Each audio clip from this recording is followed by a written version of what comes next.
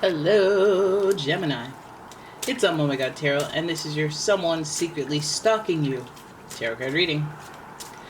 Okay, let's have a look at who with the astrology reading cards, and then we'll see what the stalking is about with the other cards. Here we go. If you'd like your own personal reading, check out the description. There's a link to my website. Scorpio is your first card. So this person, yeah, they could be a Scorpio, but they're also just giving us Scorpio energy. It could be any sign. So this energy is intense, masterful, thoughtful, and magnetically charming, but also secretive and possessive. Okay. Good job. Good job, Scorpio. If you're going to stalk, at least we have a professional. The next card you have here is Taurus. And the energy around you shows the abundance of nature. It is rich, earthy, and productive, yet relaxed and slow. Then we've got Capricorn, and the energy around you is serious, materialistic, and hardworking. It bestows shrewdness and cautious ambition. Very serious person. I'm scared. Right? Very no-nonsense type person. Okay?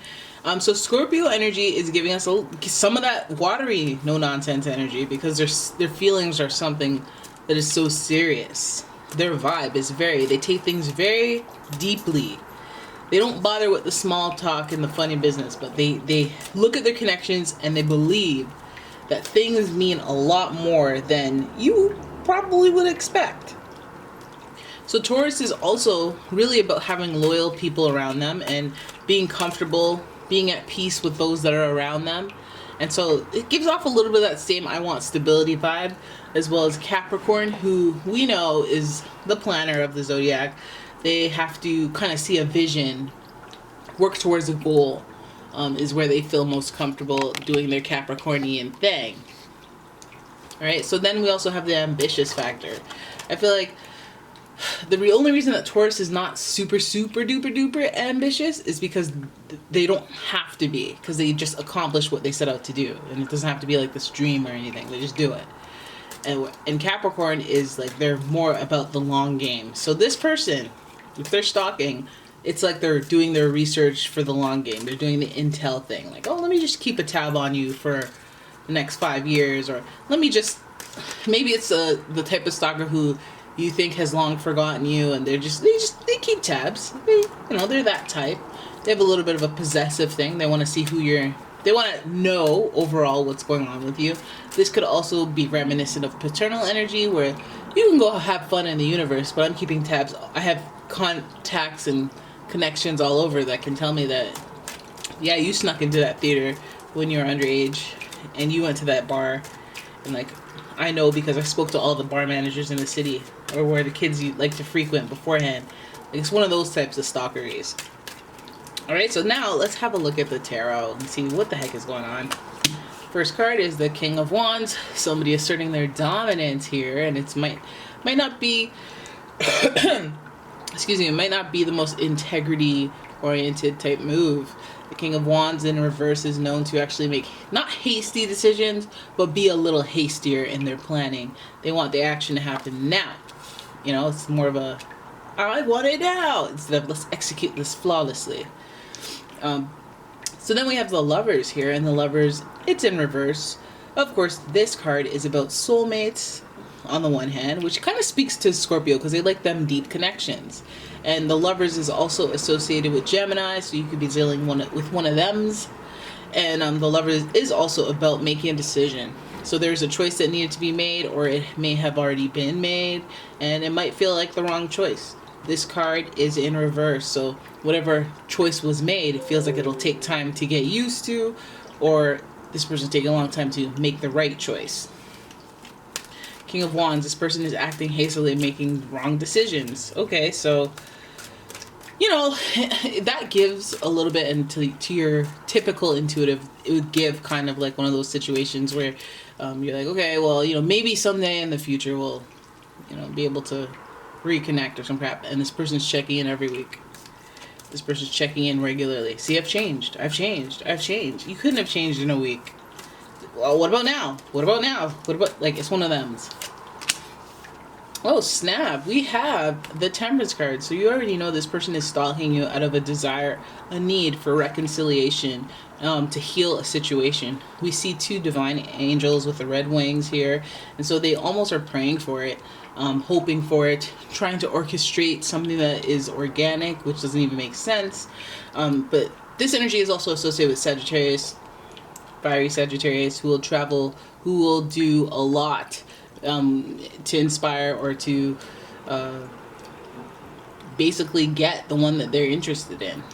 This is mainly about healing, and possibly it's about healing this relationship, and they're willing to do whatever, make an effort. I guess they're probably stalking you to find out more about you, to make sure they don't have a misstep. Again, King of Wands, this person may be a little impatient when they're trying to learn stuff about you. What if they go too far? What if they create an alias and, start communicating with you and, taking it more than just a search? That could get a little creepy, but I think this person is stalking because they feel a very strong connection to you, and they want healing, they want peace, they want synthesis, they want things to move forward. Then we have the King of Swords. The reason this person is a little impatient is because they have that King of Swords energy to them. They have that harshness, they have that I'm in control. It could be a little controlling. Not shocked by it being a controlling archetype, because Scorpio and Capricorn, heck, even Taurus sometimes, the stubbornness gives the trifecta of resistance. And the King of Swords, of course, if you're disagreeing with them, you're going to be met with a sword, a dagger, whatever, you name it, as long as it's sharp and causes trauma. So the King of Swords is very, like, that's kind of like, oh yeah, on the flip side, this is what you want. You want to come back together with me, you want to heal, you want to reconcile, you want to move on. But I feel like your approach is like, come on, just get over it, hurry up and get over it. And that's not really up to them, right? They can't tell you how to progress emotionally. And I feel like this person is just trying to keep tabs on you. In the event that you're like, oh no, I'm going to take my sweet time. I'm going to take the time that I need. And this person is just like, no, hurry up, getting impatient, wanting things to just move on, move forward, let's heal, let's get over it, let's make amends. And this person's pretty blunt with it, the way they describe it. But of course, this person's super immature, possibly inexperienced, but they are love to enjoy the what's it called? The stuff that's on the surface, like the walking arm in arm, having somebody with a backless gown to arrive at the party with. Like, they want the glitz, the glamour of a relationship, but they're too immature or inexperienced to understand that there's substance behind that stuff. You have to make that person happy before they can make you happy, and you need to come to a mutual complementary relationship. Page of Cups does speak to the immaturity, a little bit of like a lack of knowledge, a little bit of like an immature mindset regarding this whole thing. Perhaps that's why they're stalking instead of just straight up directly talking to you, because they should have the confidence to do that. But I feel like what they are applying is that whole earthy nature where they have to go in and minimize risk.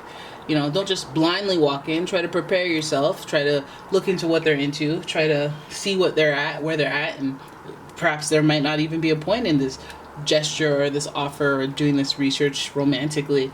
I might disappoint myself. I might be harsh. I might, what I find might be harsh. So King of Swords here, I feel like this person has they're pretty guarded.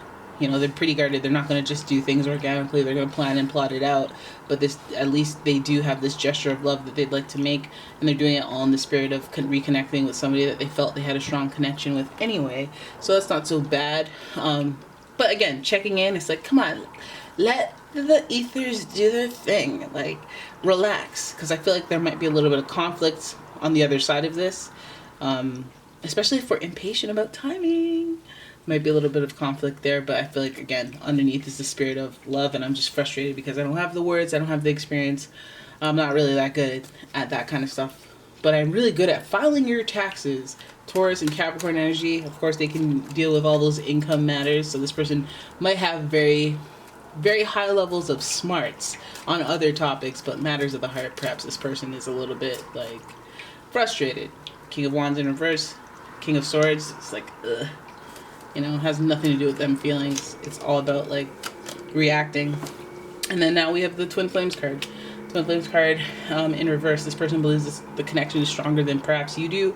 Maybe there's this twin flame soulmate energy, so there could be something to be explored on your end. You might be the runner right now in this twin flame story. So Four of Wands is, of course, the card of marriage. This person might be somebody that you had shared a connection with in the past. Like, again, you were married to them. They're your ex-partner. They're your ex-partner of 10 years. Your ex-common law. Your ex-whoever. But I think it's significant enough for this person to want to just look into you and see how you're doing. And they're curious about, you know, what they can do, how they can offer some love or whatever. But they might be immature and might not really have the words. And they might seize up and be a little harsh.